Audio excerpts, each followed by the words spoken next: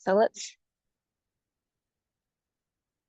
Perfect reminder. So we're going to go ahead and get started so we make sure that we have plenty of time for questions at the end. Just a few reminders that Coffee and Quality is a safe space for us to come together and especially learn from each other. And we're going to learn a lot today. And then don't forget to check out our Microsoft Teams channel for Coffee and Quality. If you aren't already a member, please make sure that you put your email in the chat and we'll be sure to add you. It's a great resource. We put resources in there every Wednesday and wonderful announcements and places for you to connect to like-minded people. So today is a case study presentation. This is just one of our offerings here at Coffee and Quality. It's an opportunity to collaborate with our friends over at Rice University at the Kinder Institute, as well as the Masters of Public Policy Evaluation program. What they do is they come together and collaborate to help a local nonprofit answer a research-related question with their data. Today is the 8th case study, and you can see here the other 7 community partners that have benefited from this collaboration. This is over a 6-month process. So about 6 months ago, a nonprofit was identified, somebody with strong data collection methods and questions that they needed help answering. From there, we work together to collaborate and define research questions, and the data is shared. And we were just talking before we got started that this case study set a record for the volume of data that was shared. So today we get to hear about collective action for youth and all of the wonderful research done by the Kinder and the MSPE team. Not only are you going to hear from Alex and all of the great takeaways for collective action, but this process also uplifts lessons that can apply to all nonprofits in our community. So you're going to hear Jessica share about those later. There will be time at the end for questions at the end of the presentation. However, feel free to use the chat ongoing. The presenters will be monitoring that and they can answer some of the questions as we go along. But before we get started, we just want to take a moment to thank Collective Action for Youth, especially Alex, for being so open to share all of his data and wanting to answer some really impactful data questions. And obviously also to Kinder and the MSPE program and all of the work they've done over this summer throughout this process to provide meaningful and actionable research, not only for Collective Action for Youth, but also for the broader nonprofit community. So with that, I'm going to go ahead and hand over the presentation to Collective Action for Youth's Executive Director, Tiffany. Hi, friends. Good afternoon. Like shared, my name is Tiffany Echeverria, and I'm the Executive Director of Collective Action for Youth. And I'm excited to get us started with just a little bit of history around CA4Y so that you can know the approach and where we're coming from.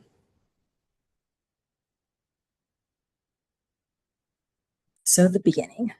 Like other nonprofits, Collective Action for Youth started off with a concerned group of stakeholders that came together and they said, hey, something has to be done for the coordination for young people who are going through the juvenile justice system as well as child welfare.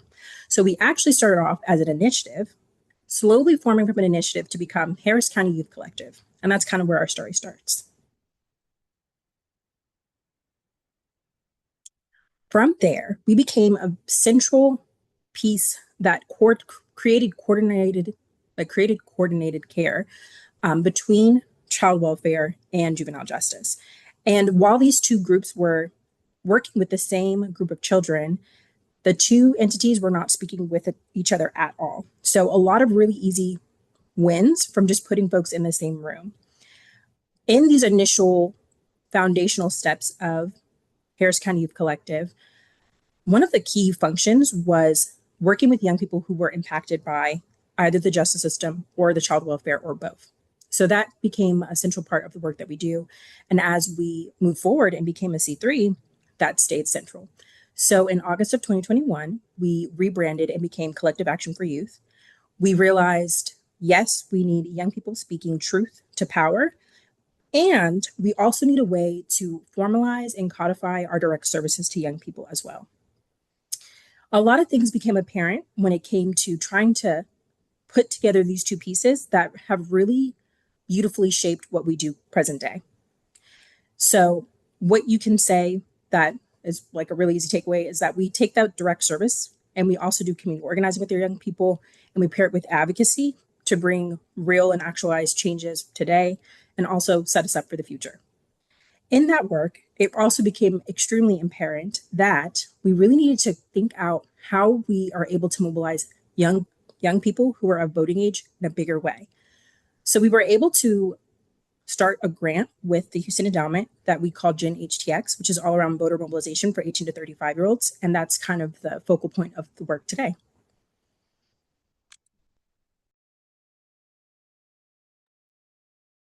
And so, like many friends on this call, I am sure you're struggling with allergies.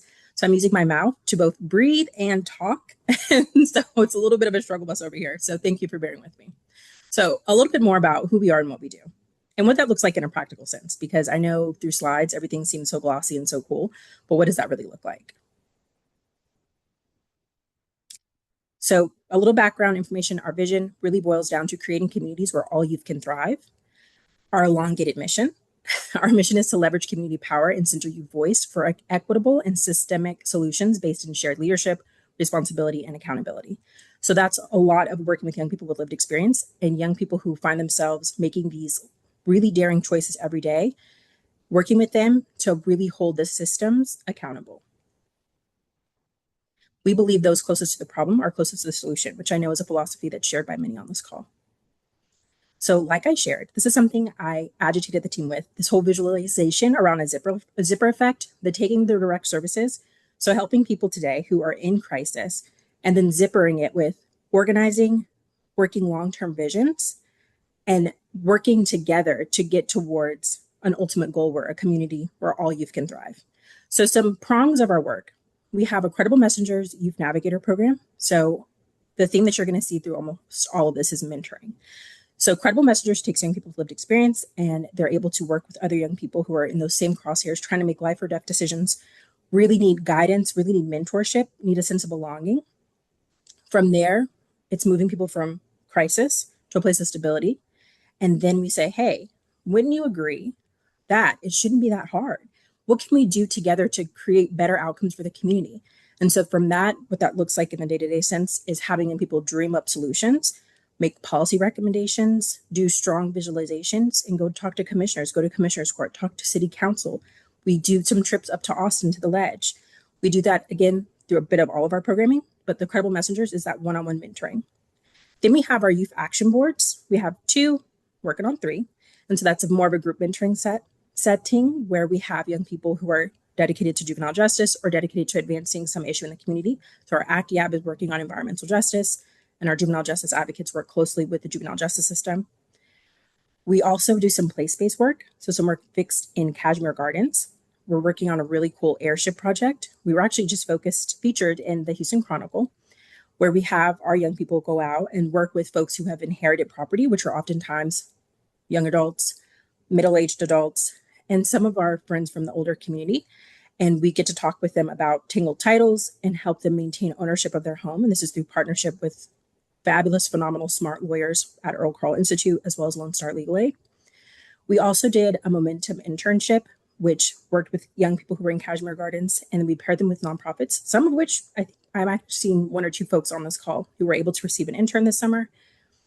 We do community working groups, which is how we get information into the community and how we also network and build with the community. So these are standing meetings that we host around various topics that get people excited and engaged when it comes to juvenile justice and youth homelessness, mental health, education, and civic engagement.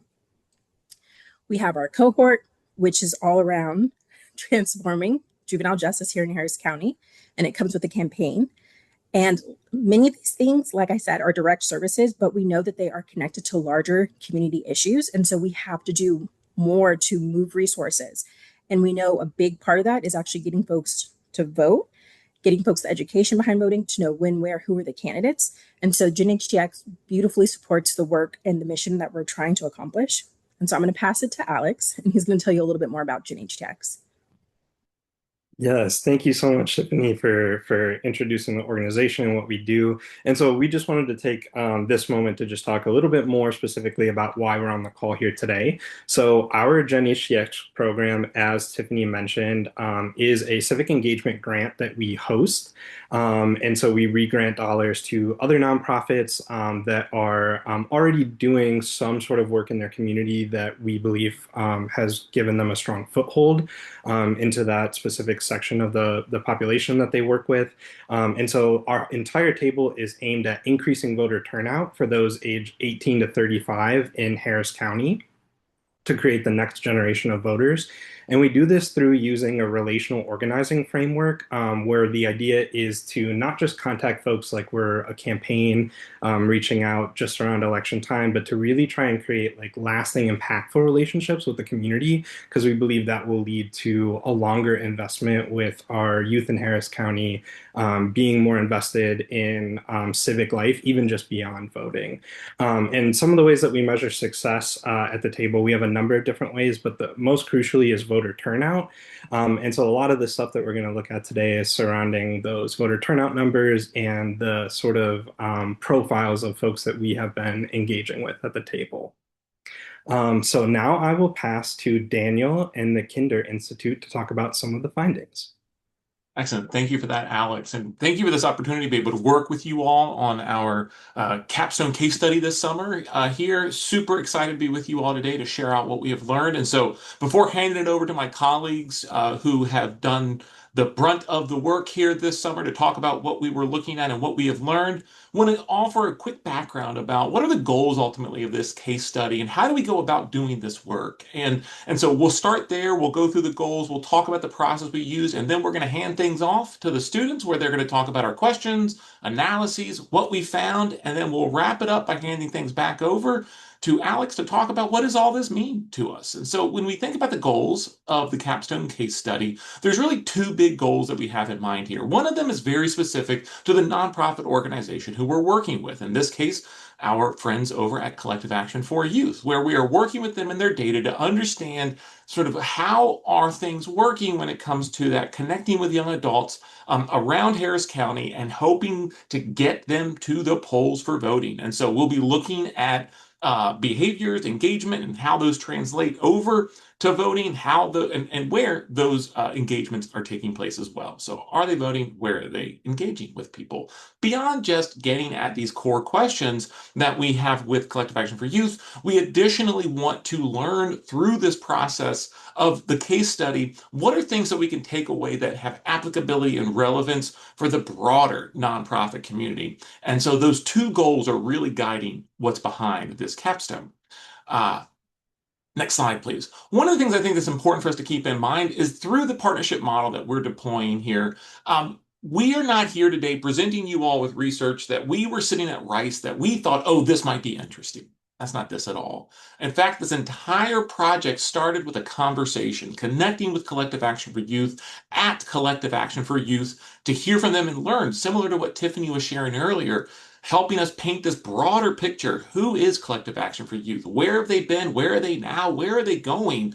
To give us that context of what they are as and who they are as an organization, and then also began talking with us about their data, what they were interested in trying to understand through this capstone summer project. And by having that experience and that early conversation, we began that co-creation space. Not just us coming up with research questions here at Rice, but rather working with a nonprofit organization, working with our friends at United Way as well, to really see what is it we're trying to learn. From there, we got our data sharing underway, and boy, was there a lot of data sharing, and my colleagues will talk some more about that here shortly.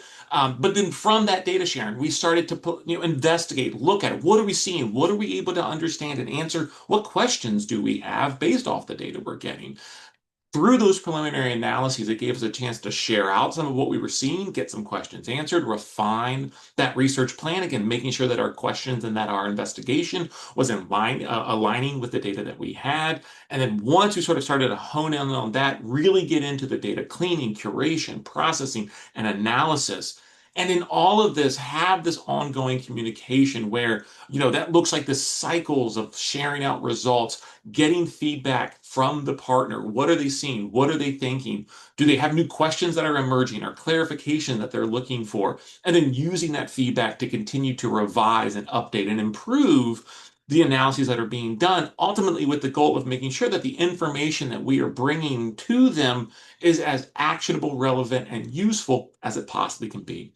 And so that brings us now to the final point of disseminating the findings. I think it's important to note the findings that we're sharing out today. It's new for folks that are here on this call. Super cool, super awesome. It's not new for Collective Action for Youth. We have shared these things with them already. And so a big reason for that is this is not about gotcha. This is not about surprise finding.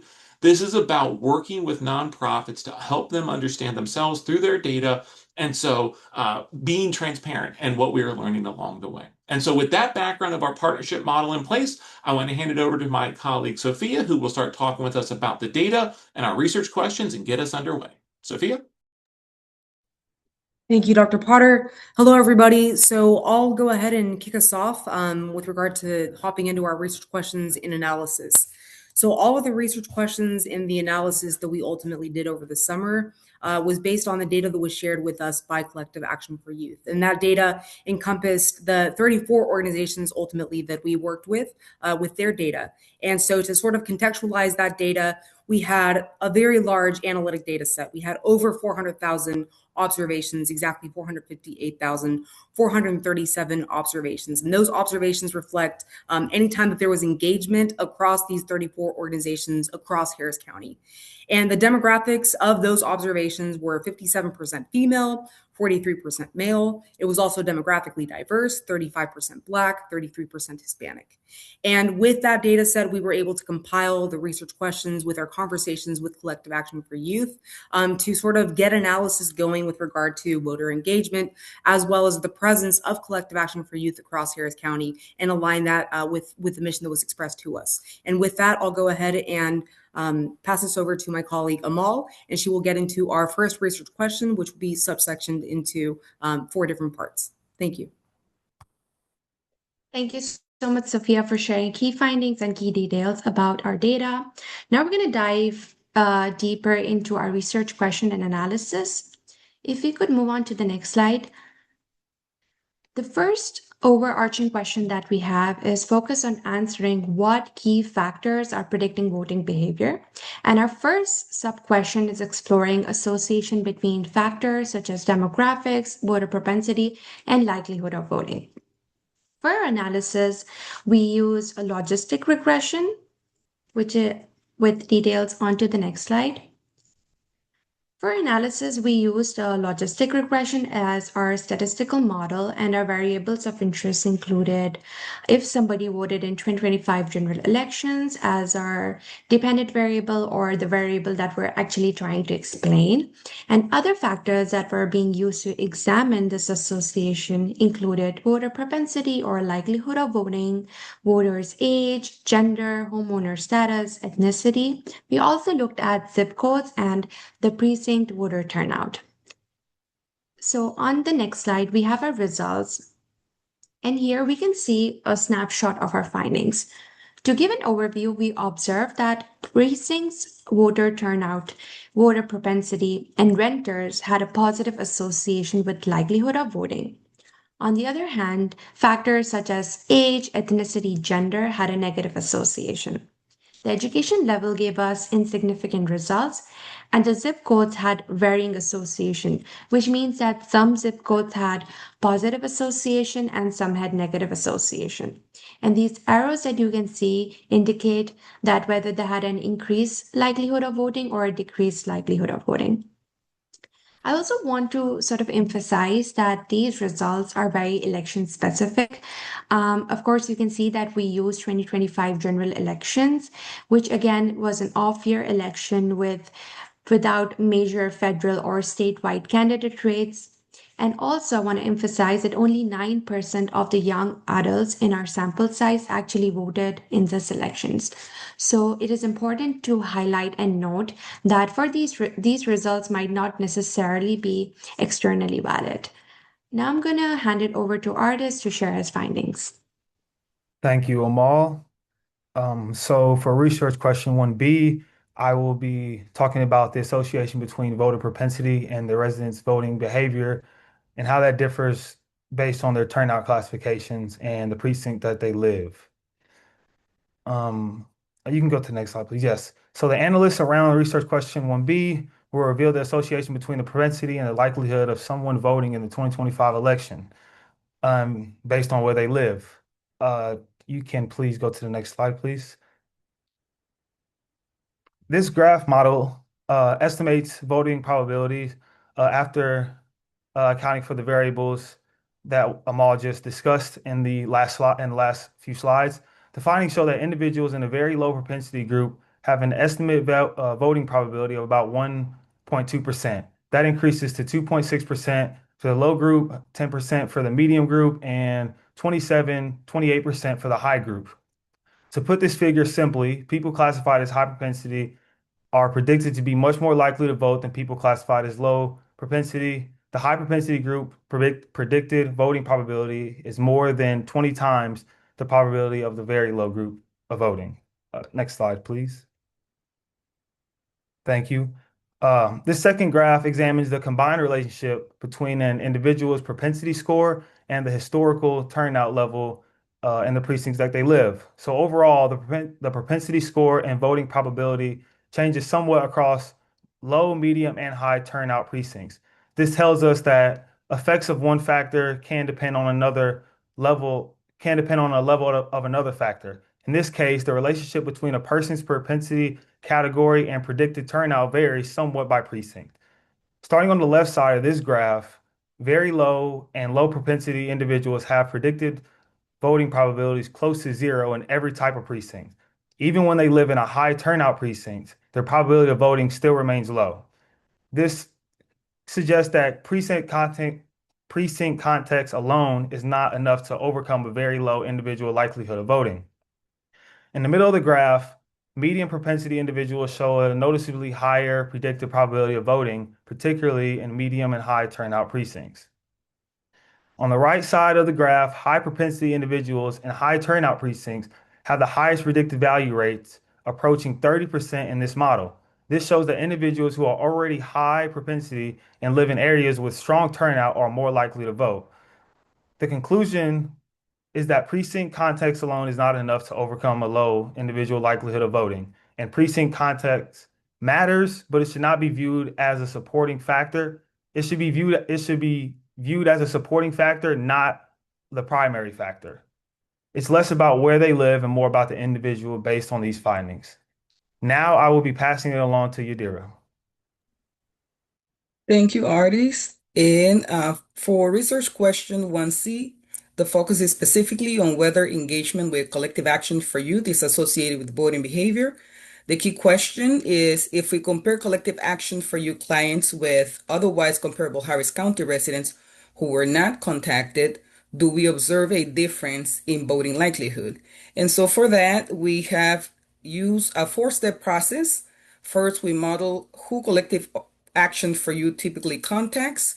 We estimated each resident's probability of being contacted based on demographic and turnout characteristics. Second, we selected the covariates used for matching. The full matching model uses 15 covariates, including characteristics such as age, gender, education, race, ethnicity, home ownership, and individual and precinct turnout propensity. Third, we matched the collective action for youth clients to comparable residents who were not contacted. We use one-to-one nearest neighbor propensity score matching. Finally, creating those match pairs, we compare their voting outcomes to estimate the average treatment effect of collective action for youth engagement. So the basic idea here is to make the two groups as comparable as possible, asking whether their voting behavior differ. If we go to the next slide, please. This slide defines the variables that go into this analysis. So the voter propensity is the model probability that a resident will vote based on historical turnout and demographic characteristics. We also accounted for the turnout classification of residents present, as well as individual characteristics such as age, renter status, education, race, ethnicity, and gender. The treatment variable is collective action for youth engagement. 1 means the resident was contacted by collective action for youth in 2025, and 0 means they were not. The outcome is whether the resident voted in 2025 elections. One important point is that these variables are used to estimate the likelihood of receiving collective action for youth engagement and to create a comparable control group. The full matching model contains 15 covariates, with these 7 presenting the primary demographic and geographic variables. If we go to the next slide. This slide is important in context, but it's not yet the answer to research question 1C. What we are looking at here is the predicted probability that a resident would be contacted by collective action for youth. This is a contact propensity score. It is not the probability that someone will vote. The blue distribution represents who were not contacted, with the orange distribution representing those who were. We can see that the non-contacted group is concentrated towards lower predicted probabilities. The collective action for youth group shift to the right, indicating that collective action for youth contacts tend to have characteristics associated with collective actions for youth typical contact profile. There is also a meaningful overlap between the two groups. That overlap is particularly important because it gives us residents who look similar in the characteristics used in the model, and therefore can be used to construct the match comparison. So this slide shows us who collective action for youth contacts. It does not tell us whether collective action for youth engagement increases turnout. We'll see that shortly if we go to the next slide. So we compare voting rates across the matched groups and average those differences to estimate the average treatment effect. The important concept here is that we are not simply comparing everyone collective action for youth contacted with everyone that did not contact. We are trying to compare collective action for youth contacts with statistically similar non-contacts. If we go to the next slide. This slide gives us the direct answer to research question 1C. Using one-to-one nearest neighbor propensity score matching, we estimated that collective action for youth engagement is associated with a 0.43 percentage point increase in the probability of voting. In practical terms, 0.43 percentage points corresponds to roughly 4 additional voters per 1,000 people contacted, all else being equal. The key word here is associated with. This analysis uses observational data and propensity score matching. It is not a randomized experiment, so we should not describe the results as proof that collective action for youth engagement caused people to vote. And with that, I will turn it over to my colleague, Michaela Wallace. Thank you so much, Yadira. So for the second half of our research questions, we wanted to answer in what precincts did collective action for youth concentrate their efforts? So these questions are going to be more geographical. We want to go on to the next slide. So our first sub-question under this second question was, were there lower turnout zip codes that also had lower levels of engagement by collective action for youth organizations? So we can see what our analysis plan was for 2A.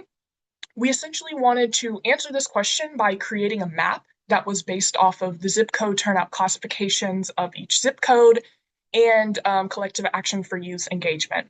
So just to define a couple of variables, when we say lower turnout zip codes, what we mean by that are zip codes where more than 75% of the precincts within that zip code were qualified as low turnout. So in order to create this variable, we first started with our precinct level voter turnout rates, and we compiled them by zip code. We then used low turnout as the baseline and essentially looked at the concentrations of our low turnout precincts within each zip code to create our zip code classifications of high, medium, or low turnout zip codes. When we talk about engagement, this serves as a measure of attempted outreach on individuals. So when we say lower engagement, we mean that there were fewer individuals who were reached by outreach activities within that zip code. And on this slide, we can see a map. So if you look over to your left, you're going to see 5 zip codes. These zip codes are in order of highest presence to lowest presence, but these are the top 5 low turnout zip codes with the lowest levels of engagement. And you can see that there are stars that are associated with each of these zip codes. And if you look over to the right, you can see in that Pasadena, South Houston area, that is where the concentration of our lowest turnout zip codes with the lowest levels of engagement from CA4Y are concentrated. So this map pretty much serves as an indicator of where collective action for youth can continue to focus their engagement efforts next, you know? So just like moving forward, where we could, you know, focus on. And with that, I'm going to go ahead and pass it over to Amol. Thank you, Michaela. So for question 2B, we are now interested in identifying zip codes that had higher levels of engagement and also were higher turnout zip codes. Now, if we move on to the next slide, we can see that analysis for this question had a similar approach to what Michaela just described. But the difference here is that we describe high turnout zip codes as the ones where less than 50% of precincts were low turnout, and high engagement indicates that more individuals were reached out by the outreach activities of Collective Action for Youth. And if we move on to the next slide, we can see another map that actually highlights zip codes where we had high turnout and we had high engagement, which includes downtown and Greater Heights area in Houston and Spring and Cypress. So again, as Michaela described, another very indication of zip codes where we already have high high turnout, but we also have high presence. If we can move on to the next slide, for this sub-question, we are interested in examining the voter propensities of people that are being engaged by Collective Action for Youth in high, medium, and low turnout precincts. So this analysis is at a more micro level at the precinct level. For analysis, we created 2 categories. The first category was based on the voter propensity. The other was based on the precinct voter turnout. And you can see how we have defined the ranges for each of the categories. Once we had these 2 categories, we ran a chi-square test, which allows us to see an association between 2 categorical variables, which in our case are based on voter propensity and precinct voter turnout. Then we also use that information to develop pie charts to visually see what the distribution essentially looks like. So before I get into the fun pie charts that we have, I want to highlight that our chi-square test showed an association between the categories that we just discussed in the previous slides. And this sort of builds on what the pie charts essentially show us. So these 3 pie charts are for each type of precincts based on the voter turnout.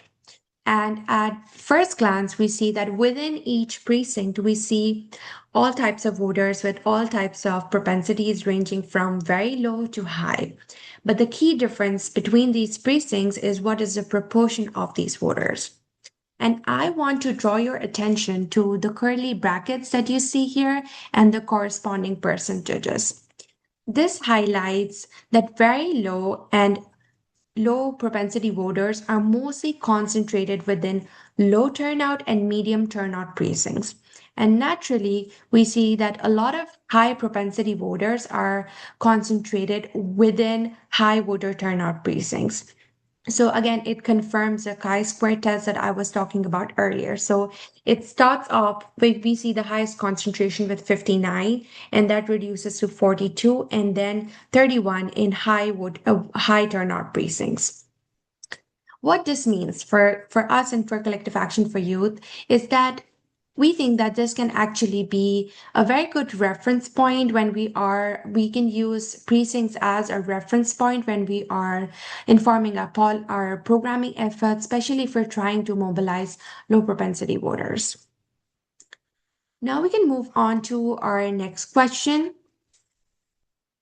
Again, we are here now interested in looking at proportions of high, medium, and low propensity voters that are being engaged by Collective Action for Youth organizations. So the partners that Tiffany was talking about that are part of the Gen HTX initiative and program. So again, now we're looking at a more organizational level.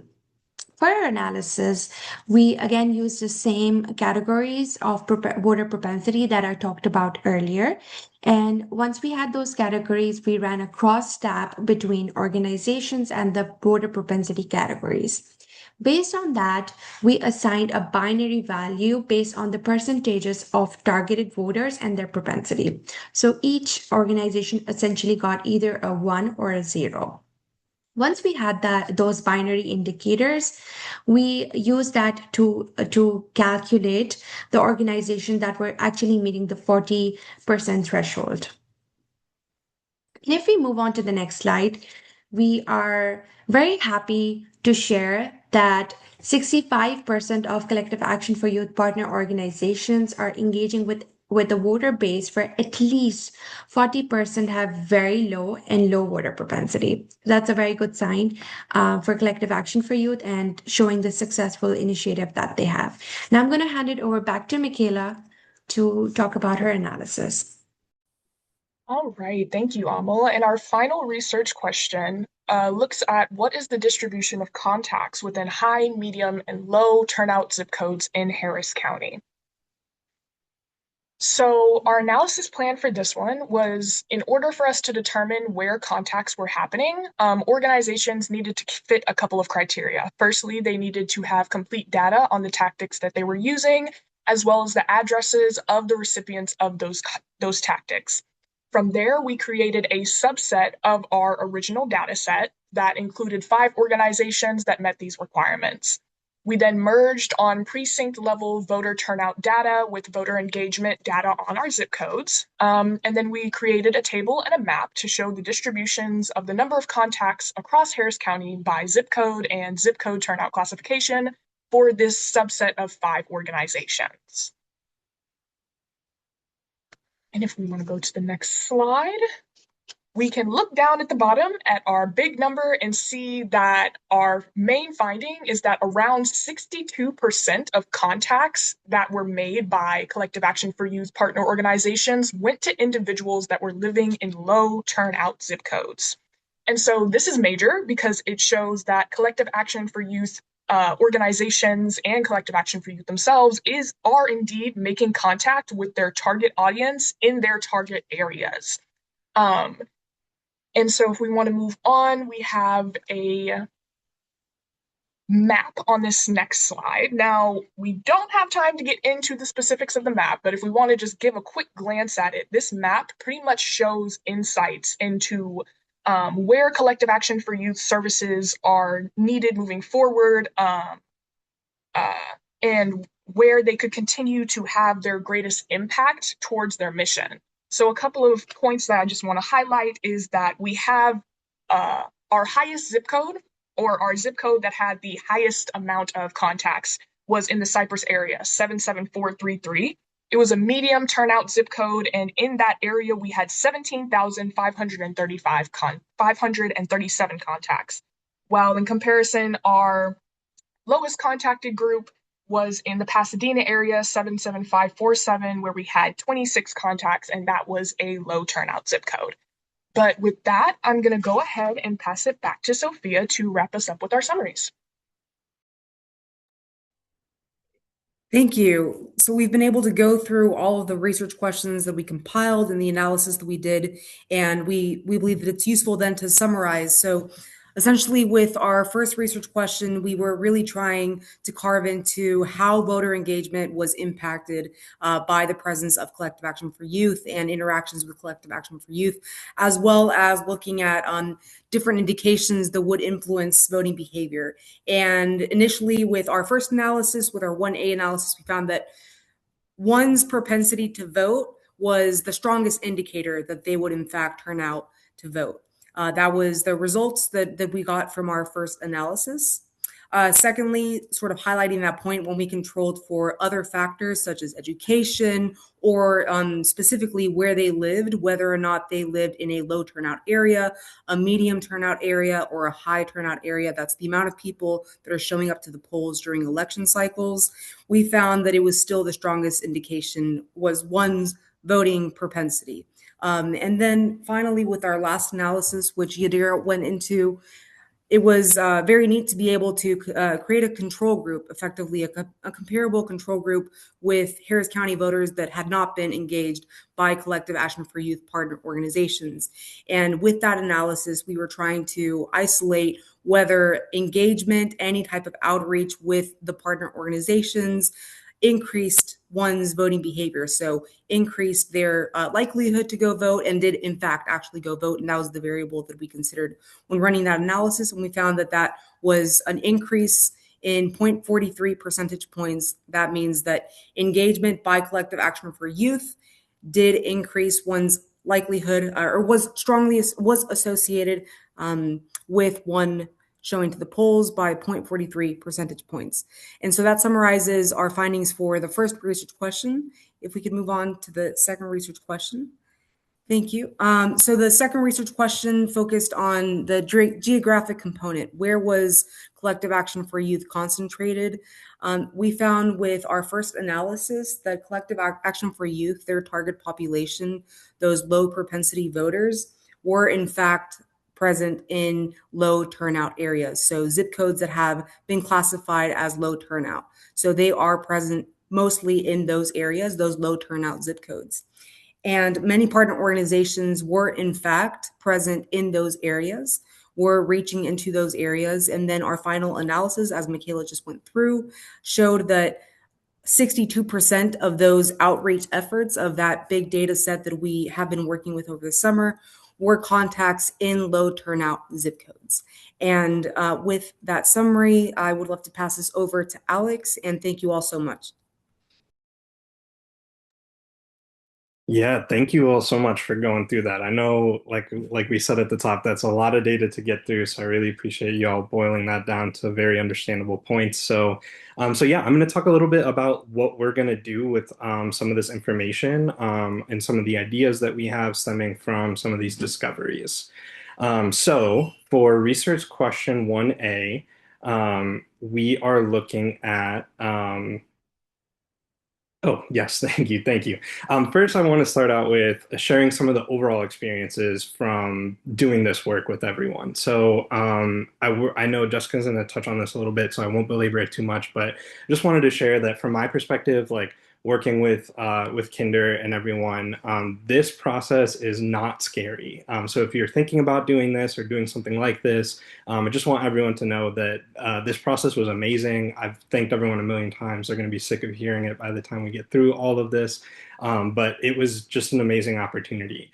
If you're thinking about doing something like this or being part of this opportunity, just be sure to be open, right? Be like communicative about what you have, what you don't have, which ties into my next point, which is that limits exist for everyone, right? Whether it's nonprofit space, governmental space, whether it's in the corporate world, limits are always going to exist to what it is that you do and what it is you can capture. And so just be honest with yourself and with others about what that is. And this can even go for like just collaborations with other organizations, right? Which nonprofits do a lot of. Just be open to where it is that you might have limitations within your own organization.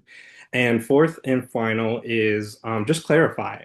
We always say literally at the start of all of our Gen HTX meetings, we talk about the jargon giraffe, which is that not everyone not everyone will be privy to the knowledge or some of the slang or some of the lingo or terminology that you use within your work. So just try to clarify that so that everyone's kind of on the same page, right? I'm sure everyone that was working on this, I'm sure not everyone was coming from a perspective of like being in on civic engagement. And so like we had to do a lot of like, here's what these terms mean, here's what this is. And so we're trying to do that as well in this presentation. So those are just some of my overall experiences. And now we'll get into some of our research questions. Starting first with those first few questions that were all based on voting factors associated factors with voting. And so for research question 1A, that question was focusing on a bunch of different demographic and socioeconomic statuses that could affect or be involved in voting. And so what we'll do with this information is understanding some of those correlations, which obviously aren't necessarily like causations.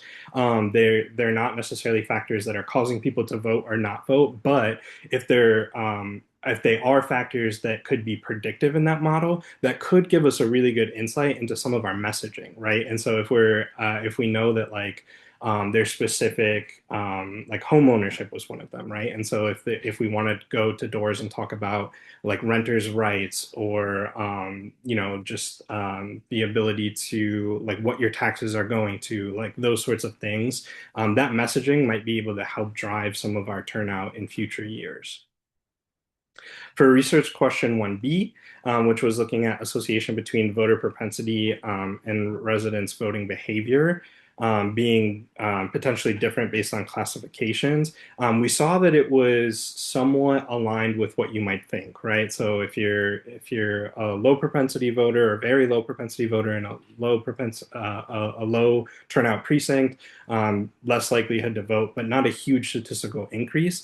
And so what this will really feed into is some of those questions in the second portion, where we might talk about how we hone in on some of our geographical targeting at our table and some potential changes that we can make. For research question 1C, we're looking at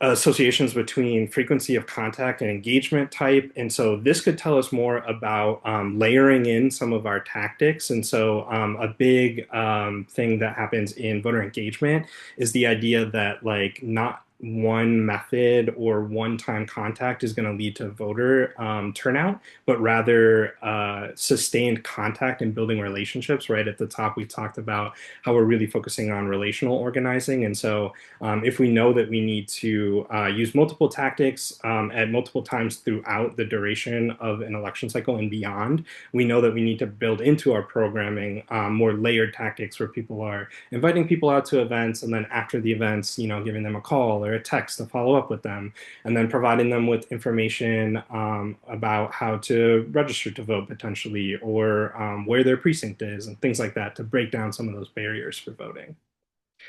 In research question 1D, using the match sample, we compared Harris County sample to determine if engagement with CA4Y is associated with voting behavior. And so in that graph, it was obviously very exciting for us to hear the news that there is a potential association with people turning out to the polls and interacting with Collective Action for Youth grantees at the Gen HDX table. And so one of the biggest factors we're going to use this for is motivating our partners, right? That's like amazing news. They're going to be so happy and excited to hear that the work that they're doing is not only statistically meaningful, but actually equates to the end goal of the table, which is creating a more civically involved younger demographic in Harris County. And we can also build on the pre-existing relationships established by grantees. So if we know that our work could potentially be a factor in folks mobilizing to go out and vote, that could help us build out more programming where we contact those people that our grantees have already made an established relationship with, and try to build on that by having them bring out their friends and their family and their community to try and build on an overall network. And then finally, that leads us to like another question, right? Which is how can we even increase our effectiveness? So as much as it's great to hear that our work is having the desired outcome that we want to see, there's always the question of like how can we do better, right? And so we'll use some of these other factors and some of the other questions to try and really hone into that question to make it more statistically effective in future years. And so for research part two, these were the geographic insights. And so kicking off with kind of grouped questions 2A and 2B here together, talking about propensity or turnout and then engagement with collective action for youth grantees and organizations. And so what I think this will really help us do is see, right, like those maps that we were able to look at, which are so effective, will help us look at what areas we're missing. If there's any areas that we're focusing too hard on, right, which was definitely established in one of those graphs, like there are high turnout areas where we're focusing a lot of effort in, that we could potentially switch to focusing more on those low turnout precincts with high levels of low propensity voters. And so, like I have mentioned, we had mentioned earlier in introducing the Gen HTX grant, what we do when we bring folks to the table is that we don't have a lot of like hard stringent guidelines on where folks need to organize geographically within Houston. We're picking organizations that already have a foothold within their communities. And so this could, to question 1B was associated with this, is this could lead us to look at like, should we maybe focus as a table on some specific areas, or at least suggest to partners like, hey, if you're gonna go in these high target areas where we already have pretty good turnout, should we refocus some of your efforts to some of these lower turnout with tons of low and very low propensity voters within their precincts, so it can really increase the effectiveness of trying to hone in on some of the most vulnerable, least likely to turn out members of Harris County. For question 2C, we looked at what are the voter propensities of people being engaged by CA for Y. So that question was really awesome to see that we are kind of hitting the target of who we want to talk about or talk to about voting and about being engaged civically within the greater Harris County area. But you know, we want to make sure that like this will wrap into that same question of like, are there areas where we're focusing too much on or too little on? And for question 2D, we're looking at what is the proportion of high, medium, and low propensity voters being engaged with collective action for youth organizations. And so it is really great to see that we are kind of hitting what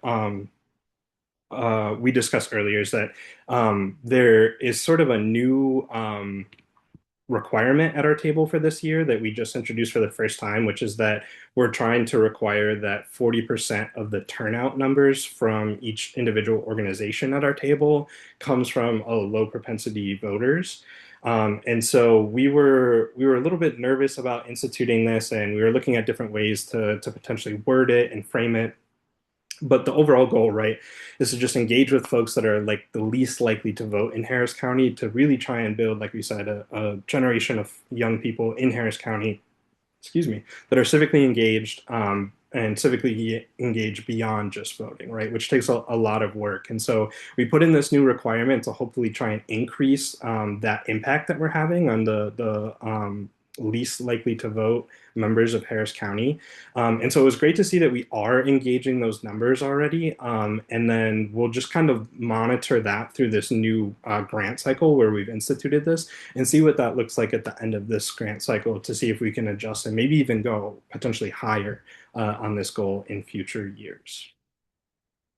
So with that, I'm going to turn it back over to Jessica. Thank you. Thank you so much, Alex.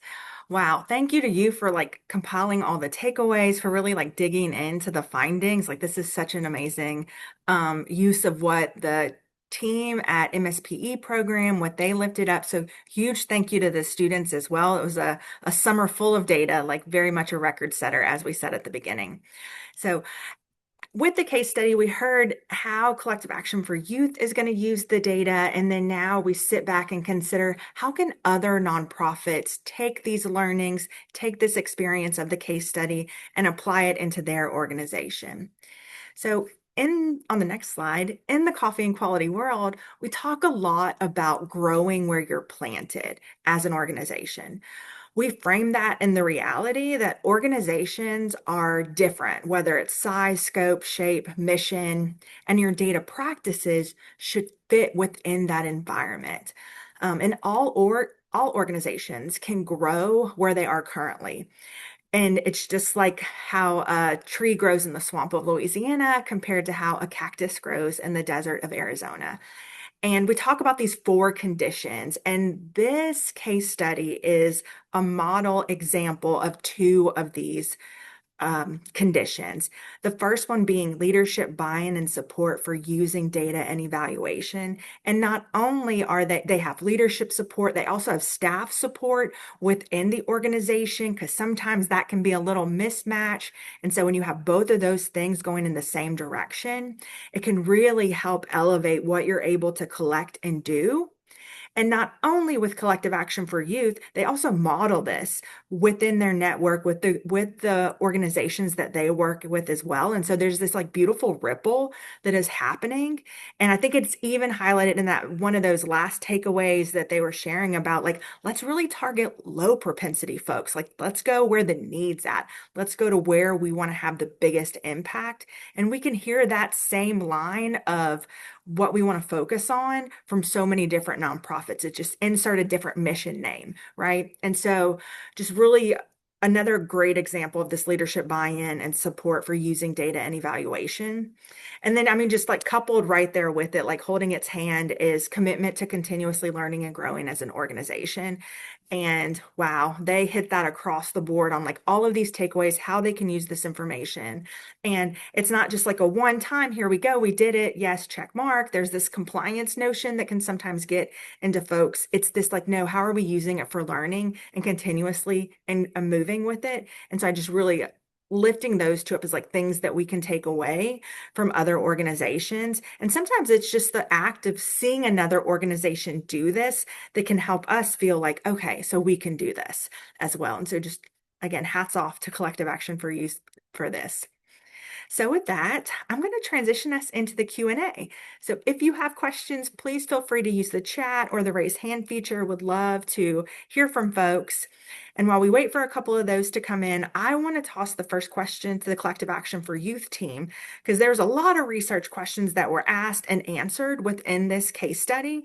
And so really just curious of, was there a finding that challenged or confirmed any assumptions that y'all had about your outreach and engagement efforts? Yeah, I'll kick us off. And if Tiffany wants to add it all, she can always jump in. But for me, one of the bigger ones was looking at the geographic stuff, because like I said, we don't really have that requirement at our table right now. And so it is really kind of, I don't know what the word is. It can feel like a little bit uncomfortable to be like, should we throw a wrench into like how we potentially structure this entire thing? But I think it was really exciting at the same time. And so that notion was really interesting to look at. Okay, there are some areas where maybe we over focus or overcompensate in, and there are some areas where maybe we're not as well served. And so it's really interesting. It's going to be really interesting for us to take that back, because not only could we look at potentially adding requirements that we didn't have in the past, but also like we have the ability to welcome people into our grant table that maybe already focus in that area. And so that could be a new strategy to like recruitment and retainment at our table, is if we can find groups that are already doing work in that area, that might really add to the accessibility and the a greater outcome for our overall table. So I thought that piece was really interesting to look at. I'll join Alex in saying, from just the initial findings and conversations that we've had, it's been really cool to see the affirming effect that the work that the partners are doing and that we're doing together is actually making a difference, and that it matters, and it has a statistically significant outcome to it, which I think is really, really cool. And that's such a great thing to talk about with the partners too, because it's such an uphill battle. Like, we have so many folks who are eligible to vote. We have elections, and trying to actually get people to the polls and feeling like what you're doing is making a difference, when sometimes the outcomes of some of these races may not even be what folks were ultimately hoping for. So just knowing that you do have an effect, and if we keep at it and we keep chipping away, we're going to continue to see an effect. And so I think that's really cool. Also, I want to say, Jessica, thank you so much for your kind words about growing where you're planted. And I want to say, I echo Alex in saying how grateful we are that we were so considered for this and selected, and how wonderful it's been working with the entire Kinder team, because the data has been overwhelming. Like, we have a lot of it, and because I'm friends and I've gotten to work with Jessica, I know the value of having data and having it clean and having it organized. We have heaps of spreadsheets and just not enough manpower or woman power to actually get in there and do things with it. And so this is so cool. So thank you. Well, you're very welcome, Tiffany. Thank you. And I love hearing this and like what y'all are taking from that and like what challenged you, because that's it. Like, right, when you see data, you understand it. It's like, oh, we're off to the races now. Like, how can we use this? What can we do? What questions do we have? It just always generates more. And so that kind of popped up for me too, as I was hearing the presentation, and given where we're at right now with like gearing up for midterm elections, I'm curious from the MSPE program, from that side, if y'all could expand on any of the 2025 findings that could be applied even more as they were describing, right? Is there something else that could be applied into this upcoming election that you want to highlight or lift up?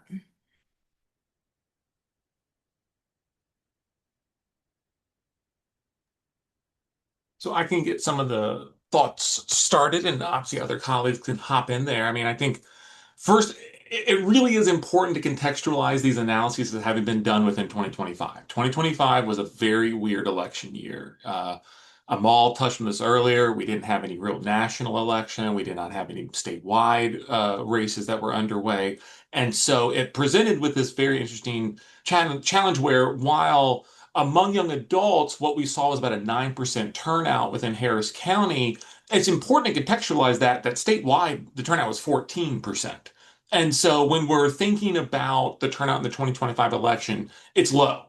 And so what that sort of means in terms of how we take this information that we were and analyses that were done on 2025 and sort of think about, like, how can you apply those outward? One is some of the scale of the findings may actually be very, very small because the turnout was very, very small in 2025. And so when we're thinking about Yadira's work, we were matching the 450,000 collective action for youth with the 800,000 non-collective action for youth, young adults in Harris County, and trying to see, do we detect any sort of association at that point between engagement and voting, while that result that might come back, that 0.43 percentage points, while we might look at that and go like, oh, it is statistically significant, which again is wild given the rigorousness of that model that was run, but also it is needing to be taken within the context of a very low election turnout year. And so were we to have looked at 2024, had we been collecting data in real time, or analyzing data being collected in real time right now with the midterm election coming up, what we would find is there's a bit of a question mark there. Again, like, on the one hand, you might anticipate turnout's going to be higher, and so some of that impact, quote unquote impact, might be higher, but also because turnout is higher, some of the associations that might have gotten detected might move around a little bit. And so, like, Alex touched on this already in a really important way, which is, like, these findings lay a foundation of understanding upon which you get to build new questions, upon which you get to continue to ask and pursue ways of trying to understand things through the data. So I think there's that angle to keep in mind. But if we then sort of shift gears to think more about that geospatial component of these analyses, where collective action for youths organizations are engaging, well, sorry, I think I'm about to overspeak, so please correct me, Alex and Tiffany, if this is incorrect. But, like, that's probably not exactly driven by any particular election year. It's like, get out to vote, folks, and here are these areas we want to target, and we want to be working with people to get them civically minded and civically engaged and out there and going. And so when we're looking at some of those maps that were getting shared out there about like where might we see chances that have low turnout and low engagement so we can grow that engagement? Are there spaces like there's probably a degree to which that information may stand the test of time, if you will, or the test of election cycles.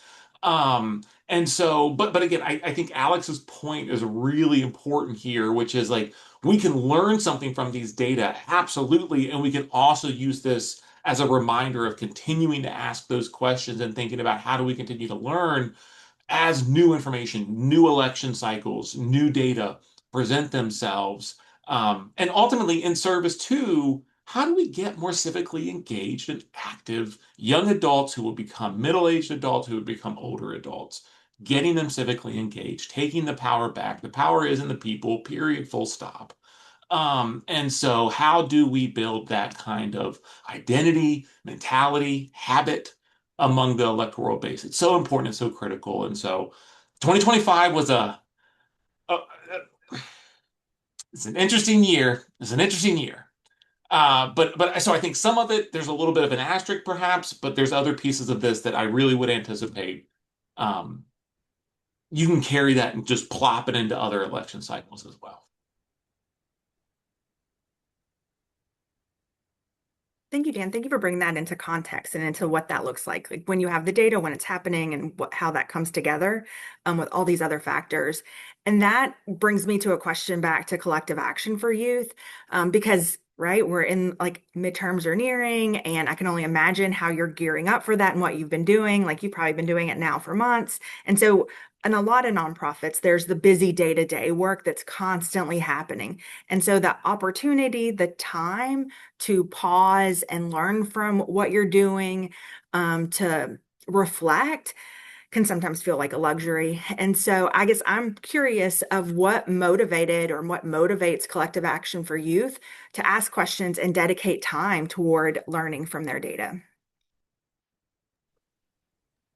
Yes, so I can go first. So beyond the CQI necessary for our partners to write plans, and like we all have to submit grants and show funders that we're striving towards answering some question or solving for an issue that is persisting in the community. Beyond that, just for our internal practices, we spend every October planning for the next year. And a big part of that is the team is encouraged to get curious about what went well this year, what didn't go well, and why. And to your point, I know that is a bit of a luxury. We are a smaller nonprofit, but it was just instilled in me so early on with nonprofit practices to make sure you carve out that time and to protect it viciously. And so October is like a bit of a blackout period, and everyone's in the room and everyone has your projects you work on. It's time to get curious, and you're not leaving unless you ask a really good question about your program. And then we will spend some time going off and researching it and coming back as a team and discussing it. And then as you're planning for the next year, how will you be able to solve for whatever issue appeared in the program, or how can you make it a better experience or more impactful? If you need help crafting surveys for your clients so that you can have more data or something a little bit more niche for what it is that you're trying to solve for, let's talk about how that can be done here in these next couple of weeks so that it can aid in planning. And so that's kind of how we chunk it out. Is October is deep and intensive planning. After we conclude our planning, then we start doing our budgeting, because our budget goes to the board end of November, early December. And so we have like the realities of the things that we have to get done, but it's embedded in that month, and it's holy time for us. And Alex, if you want to add anything too, especially your theory of change that you've just worked through with the group and kind of those pieces. And I think they all tie together beautifully as well. Yeah, absolutely. One thing I'll say that seems hyper specific, but I'll blow it out to make it as broad as possible, is that I come from the like a campaign background. And so like working on campaigns, right, you're always in this like race. It's like you get 4, maybe 6 months to do your work. If you get 6 months if you're lucky.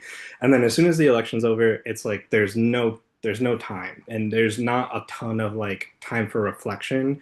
And so there is this unique space when you're working in a nonprofit or even in the private sector, where you do have the ability where you're doing stuff year round, where you can take the time, if you make the time, to sit back and be like, was this successful? Did we like this? Could we change this? And so I really try to take advantage of that. On top of that, especially in like politics and civic life, but or like elections and civic life, but really every field, like life moves really quickly these days. Like I don't think we talk about that enough or reflect upon that enough, but like, you know, they're 10 years ago was the talk of like now we're in a 24-hour news cycle. Now we're in like a 30-minute news cycle. You know what I mean? Like everything just moves so quickly. And so being able to like take the time to look back, I think is really important to be able to try and pave the way forward. Because if we're just carrying on without looking back, we're just not really making any improvements. But this also works for us, like Tiffany was alluding to, like there's of course like grant requirements wrapped up in this, but even beyond that, we try to do a lot of work with our grantees at our table.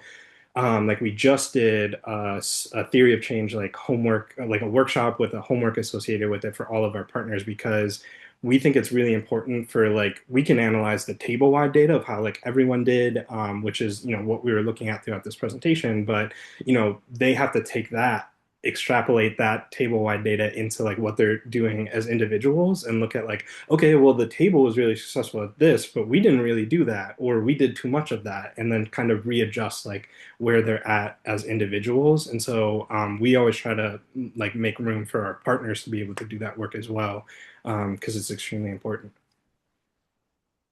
It is. Wow, that was incredible. You both really lifted up two things that I want to just like highlight, underline, and it was such a pro tip from Tiffany on, yes, calendaring, like dedicate it within there, but alignment to your budget. Oh my gosh, talk about being kind to your future self because, right, like sometimes budgets are tight. How do we even have the funding to do what we want to do if we do find something we want to improve and change? And so if you sync that with your budget cycle, oh my gosh, like that is pro tip right there. And then I think Alex just gave us our next sticker idea for coffee and quality, like a coffee and quality sticker. Take the time to make the time to use your data. Like that was so great. Like you have to take that time. You have to make the time. And so just really lifting those two up is like things to call out. So I want to go to the MSPE program, Kinder, to ask another question to y'all because yesterday's case study also used community level data. And so today's case study also used publicly available data. And so really just want to talk about like, how did you bring those data sources together to just provide this bigger picture, this overall picture of engagement? And then, yeah, what suggestions or advice do y'all have to give someone who wanted to use publicly available data as well? Yeah, so the public data source that we brought to this case study had to do with precinct voter turnout, where one of the elements of the Collective Action for Youth data was what precinct did a particular person live in. And knowing that precinct, and Yadira and Artis, you two worked on this, so I am not going to recall all of this, but like, do you mind hopping in and talking a little bit about like the total number of precincts and how you all had to take PDF files? Yeah, it was a lot, and we did pull some data from the Harris County and Texas also voter website, and thankfully we have a nice group of data analysts and scientists at Rice that helped us, or Kinder that helped us clean up some of this data, and we were able to work with that. What we did was where we collected some of that data at first was on PDF format, and then they transferred those to Excel format. We were able to create different categories for our precincts. So we created three categories: the low turnout, medium turnout, and the high turnout. So what we did was create the first category as data to take everything from the data set absolute minimum value up to exactly 40% and assigned it to the numeric code 1. And then we tagged that label law, so for the law precinct. Then we created the second category. We asked data to take everything from 40.001% to exactly 70% and assign that the numeric code 2 and tag it with the label medium. And then we took the, I want to say that the 40.00 is a safety buffer So Stata knows exactly where the low group ends and then the medium group begins, preventing overlapping. So is able to do that. And then we created the final category, asking Stata to extract everything from the 70.001% up to the absolute maximum, and they assign that a numeric code 3 and tag it with the label high. Then we were able to generate a new variable that we call turnout precinct, and then that helped us classify the different precincts. And then we were able to merge that data as well with the voter propensity, which my other colleagues were already working with. And that's how we were able then to match which voter propensity also matches the precinct turnout, whether low, medium, or high. Am I missing anything there? Am I good? Artist, was there that was great No, coverage no, of how that we was went. that Artist, was what else you thinking? no, that was really good. That was very well explained. And so it was a very interesting opportunity to begin to take that type of, because again, there are hundreds of precincts around Harris County, and so it offers this relatively narrow geographic space that gives you an idea about like what is the voting context in which people are existing. Is this person existing in a high turnout? All my neighbors, anybody that lives around me, November, first Tuesday in November, guess where I'm headed? I'm headed to the polls. Like that's the thing we're doing. Or is it that I live in a neighborhood where you say, "Hey, are you voting?" And somebody goes, "What is that?" And Artis's analysis was a really interesting investigation of like what's the impact of that type of context on people's voter turnout. And in fact, like it's one of the things that I think is like it's sort of it's a challenge, I think, in some ways, which is that the context matters, but those individual characteristics, those propensities of the individual voter themselves, an artist, correct me if I'm not remembering quite exactly that finding, but it's like context matters, but Mhm. really it's understanding that individual. Individual is more important than individual is more important than the precinct that they live in. Like the it doesn't matter so much if they live in a high or a low turnout precinct. It's more about the individual than where they live at. And so like this actually was a question I had. I don't know, Jessica, if you mind me sort of flipping a question out. But in thinking about what artist was finding and has shared with us, like in my mind, it kind of immediately, if I'm thinking from like an action, like the thing is, okay, then I need to go to low turnout precincts and I need to change a voter from a low propensity voter to a medium and high propensity voter. And I guess I'm curious from Alex and Tiffany's perspective, like, how do you do that? Like, is that something you all think about even, or like, what is your, like, when you think about, I don't know, like the voter journey or the like the resident journey, like, is that ultimately the goal? Is I want us all to be these high turnout, high propensity voters? Yeah, I think that's the ultimate goal. But like you kind of already alluded to it and just even like asking the question is like it's all really incremental, right? So like really the biggest like barrier to like getting non-voters to vote is like getting them to vote once. You know what I mean? Like, so you have to eliminate the barrier of like knowledge and accessibility, like knowing where they need to go to vote, when they need to be registered by, whether or not they are registered. Like, you have to deal like with those incremental factors that try to lead up to like one vote.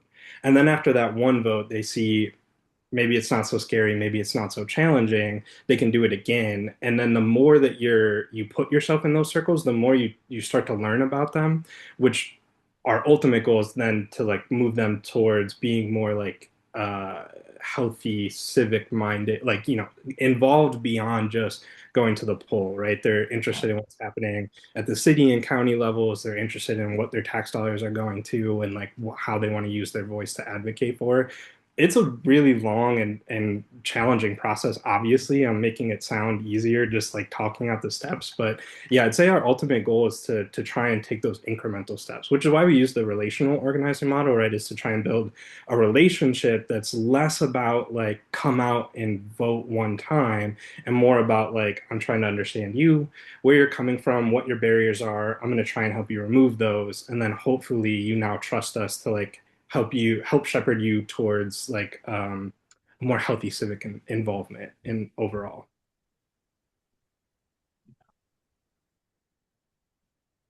I mean, I think that's excellent. And I don't know, like I Houston is such an interesting space for this question as well, because we have, in Fort Bend County, it's 1/3 of residents born outside the US. In Harris County, it's 1/4. In Montgomery, it's 1/6. I know you all are focused more on that Houston space. In the city of Houston, it's like 3 in 10. And for many of those residents, voting is not actually a civic engagement activity they can participate in. But like Alex, just listening to you talk right now, I was like, it's the incremental. It's driving. It's that I'm paying attention to what's going on. I'm writing that elected official. I'm showing up and asking questions. That civic engagement is not a 0-1 binary. It's such the spectrum. And so I guess I'm being a little bit critical of no, critical is the wrong word. I'm opening up limitations. I'm opening up limitations, perhaps, of even like some of very cool, amazing results that got shared out here, but then also recognizing like the focus on voting as one outcome, one type of civic engagement, and just imagining that broader consideration as well. Yeah. We talk about this at our table all the time, and that earlier in my presentation I said we do have a couple different metrics that we measure like our partner success at the table for, just really for like grant purposes, right? You got to be able to like say we did XYZ and it led to this. But it sometimes is a little bit counterintuitive that we are using voter turnout. You know what I mean? Like that's not like the ultimate goal, but there's not necessarily an easy mathematical answer to pull down and be like, well, this number, they're at 6.2, civic health or whatever it is. It's a lot more difficult and broad. So we do just try to use the application of like, well, here's what we know we can measure. And what that tells us, we can hope to assume that like if we're increasing turnout and increasing engagement with low propensity voters, that will lead them to the polls, which then hopefully ultimately leads them towards, being interested in what's going on around them, whether it's specific to election time or not. So, and I mean, thinking specifically about the data, like you're lifting forward, Alex, where would we have gotten 1.2 million cases worth of information about did you write your elected official? Did you attend a council meeting? Have you done this? Are volunteer? Again, all the different ways that civic engagement shows up. Uh, would you do a survey? And as someone who does surveys, I cannot fathom the expense of associated with a $1.2 million or 2 million person survey. And so it's like an interesting challenge though, right? As an organization that has that broad spectrum of focus, recognizing that the power of the data that you can access at the scale you can access it sometimes has a narrower lens to it. Is that fair? Yeah, I think that's very fair, right? Like I kind of alluded in one of my pieces where it's like you have to always kind of know your limitations when you're doing any project, right? Whether Yeah, it's yeah. data specific or not.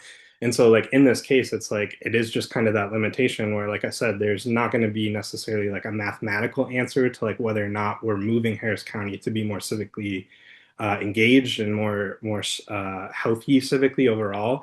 But we can take these measures that we know lead to at least a modicum of civic health and involvement, and use that to try and extrapolate that into like, okay, well, we've done X amount of engagement with our specific 18 to 35-year-old demographic, and we're hoping that that's creating a sort of sustained lifestyle. Because the other thing about this, or really like, and to try and make this more broad for anyone on the call that like doesn't do civic engagement, is like if you can try to instill whatever it is that your organization's goal is in people when they're young, that's when it's easiest to stick, right? So like whether you're talking about like literacy rates or speaking a different language or literally anything, it's Mhm. always like best to try and instill that if your goal is like to kind of change the masses, try and instill that as early in someone's life as possible, to try and create that like lifelong blank, whatever it is that you're trying to instill. So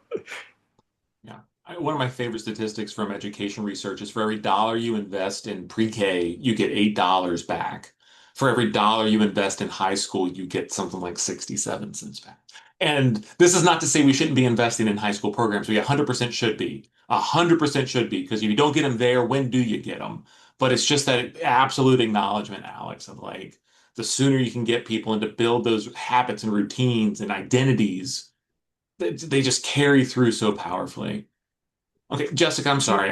Nope, I was letting y'all go. I was ready to jump though, because we are getting close to time. And Yes. I'm sure we could all just sit here and listen to this back and forth and consider, what does this mean and look like? Yes, for collective action for youth, for civic engagement, but also for, the broad scope, like the broad sense of what your organization does. So many lessons learned from here that can be applied in different settings. So very much thank you again to Collective Action for Youth, to Kinder Institute, the Master's Social Policy Evaluation Program at Rice University, for all their time over the summer into this case study. Just really appreciate everyone. And thank you all for staying on with us. Please share your feedback. It is a gift, and we would love to hear from you. Just continue to make these case study share outs meaningful and supportive of your work. And then please join us in November. We will have a quarterly virtual session. It's our last one of 2026, and it will be about logic models and rethinking those. So very excited for that topic to come around. So as always, thank you so much for joining us, and we hope you have a wonderful rest of your day.